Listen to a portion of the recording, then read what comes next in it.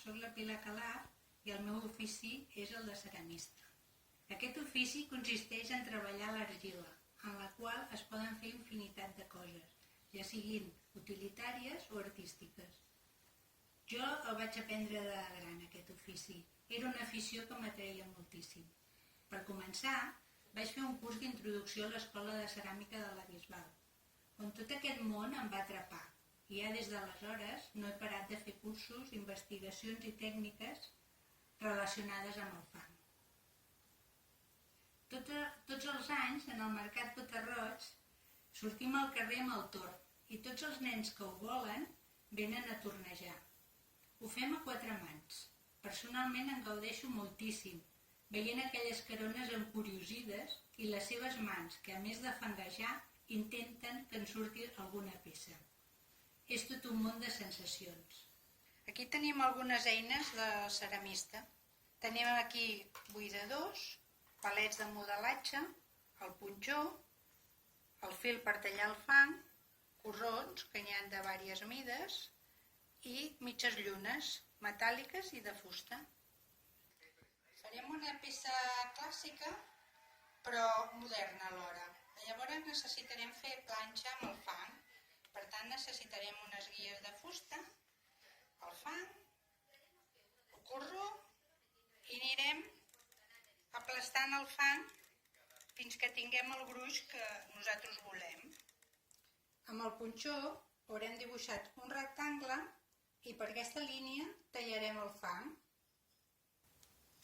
Ens ajudarem amb uns cartrons per poder treure el fang de la taula, com si el volguéssim enrotllar, i l'aixecarem.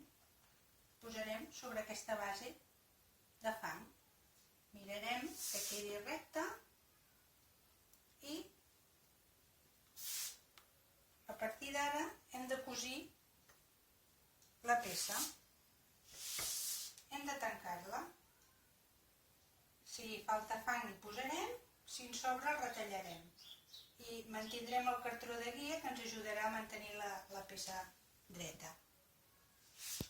Començarem per cosir la base. La base hi farem uns senyals tot al voltant de la peça.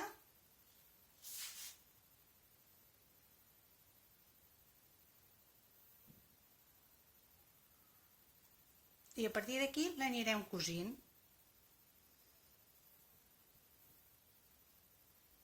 L'anirem cosint a la base.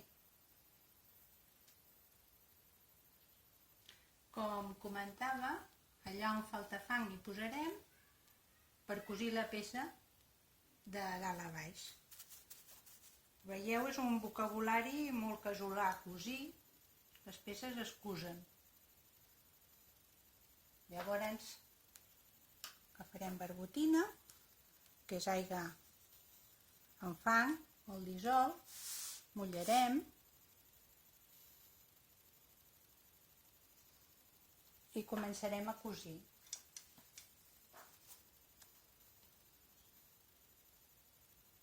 Com que podem anar afegint el fang, no cal que ens faci patir, que ens vagi penjant.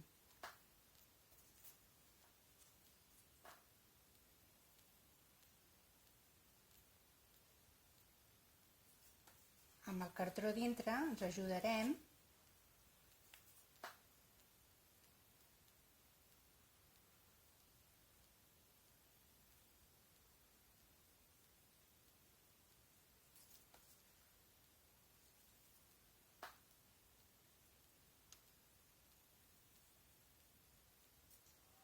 un cop hem cosit per fora traurem un dels cartrons i l'altre encara ens ajudarà, tindrem aquí per ajudar-nos. Buscarem una peça i tot això que hem cosit per fora ho repassarem per dins. Que quedi polit i no quedi cap esquerda.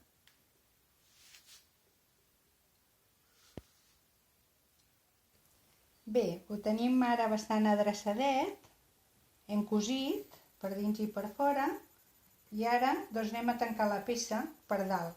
El que no us he dit és que estem fent un càntir per poder posar a la porta de la nevera O sigui, un canti de tota la vida, però més modernet.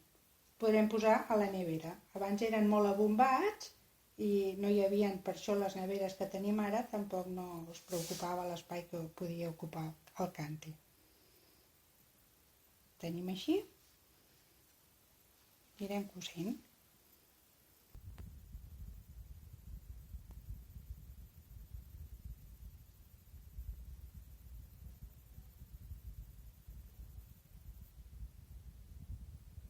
Un cop tenim la peça tancada per dalt, anirem per fer el galet i el broc.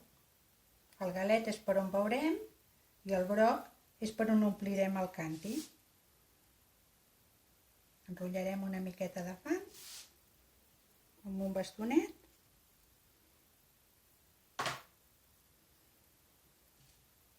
Cosirem. Amb els dits també ens ajudem. De fet, l'eina més important que tenim aquí són els dits, i les mans. Anirem polint.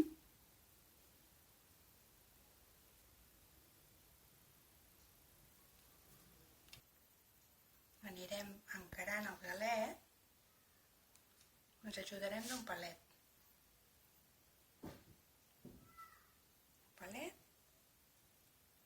Agafarem una mica de fang, farem un xurro, que li agrada tant als nens.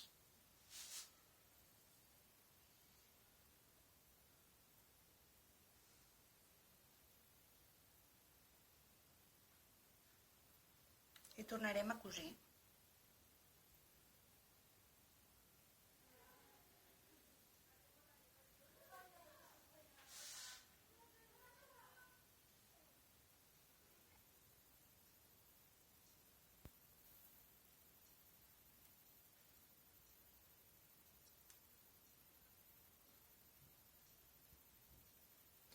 Un cop hem lograt fer el galet, fem el broc. El broc és per on omplim el canti.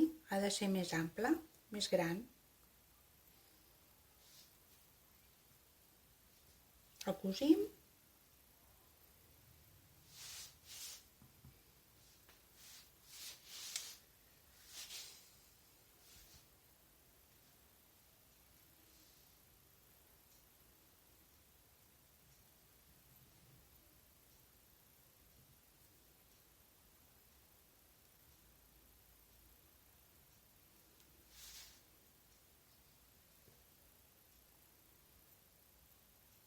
Un cop hem posat el galet i el broc, ens falta la nansa.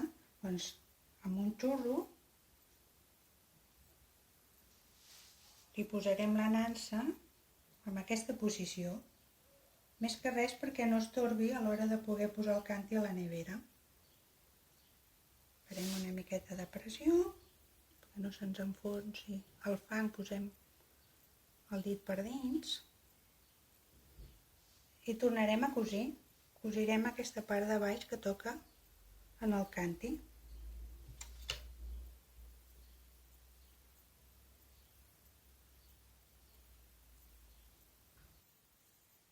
Hem deixat el canti a prop de 24 hores perquè agafés una mica de duresa al fang. Ara tenim el que es diu el tacte de cuir, que ja no s'esfonsen els dits encara que premem la peça.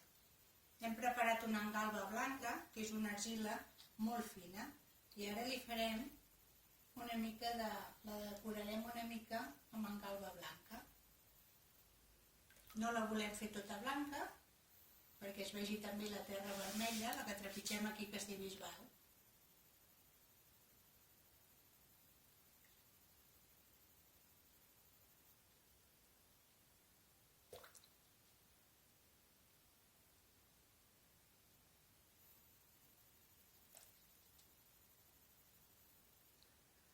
Hem engalbat el canti i ara li anem a fer un petit esgrafiat per acabar-lo.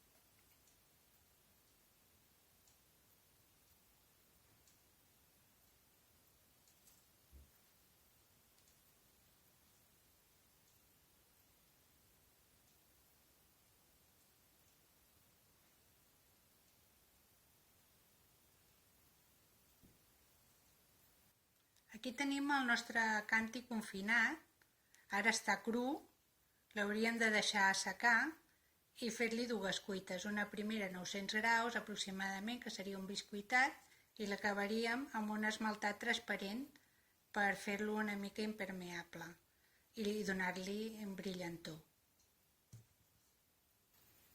Desitjo que tots esteu bé i que ens puguem retrobar aviat.